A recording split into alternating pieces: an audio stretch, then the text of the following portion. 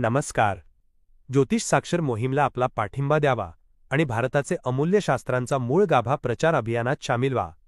Like, subscribe, comment, share करा. नमस्कार. Foundation परिवार. प्रत्यक्ष भाव बलशाली व प्रत्येक स्थानचे शुभ फळ मिळविण्यासाठी शास्त्रोक्त, पुराणोक्त, साधे पण लाईफ चेंजिंग रिझल्ट्स देणारे सरळ उपाय जाणून घ्या आणि प्रत्येक स्थानाचं महत्त्व आणि रहस्य उलगडणारे भाष्य श्री सुहास जोशी यांच्या मार्गदर्शनातून. नमस्कार, मी सुहास वसंत जोशी तथास्तु चॅनलमध्ये आपलं सर्वांचं स्वागत करतो. उपायांच्या मालिकेमध्ये शुक्र ग्रहासाठीचा अजून एक उपाय, जो कुठलीही राशी, कुठलंही लग्न, शुक्र नीच आहे, उच्च आहे, याचा काही फरक नाही. प्रत्येक व्यक्ती याला करू शकतो आणि शुक्र ग्रहाची संपूर्ण कृपा आपण मिळवू. त्याच्यामध्ये आपल्याला गुरुवारच्या दिवशी बटाटा घ्यायचा आहे. त्याला तुम्ही अर्धा भागात त्याला चिरलं आणि त्याच्यावर तुम्ही हळद टाकून त्याला संपूर्ण चोळून घ्या हळदीने आणि आपल्याला गौमातेला त्याला खाऊ घालायचं आहे.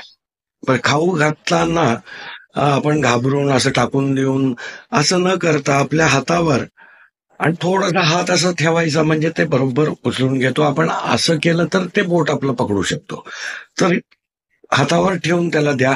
तर याच्यात जो उपाय आपण करतोय, बटाटा आणि हळद मिक्स करून त्यांना खाऊ घालतोय, तर त्याची शुभफळं तर मिळतीलच, पण जेव्हा गायची जीभचा स्पर्श होईल आपल्या हाताला, तर गौमाताच्या जो लाळ आहे त्याच्यात एवढी शक्ती आहे की ती आपले जे रेषा आपल्या हातावर आहेत, भाग्यरेषा असेल, धनरेषा असेल, तर या सर्व रेषांना बदलण्याची शक्ती ही गौमातामध्ये आहे.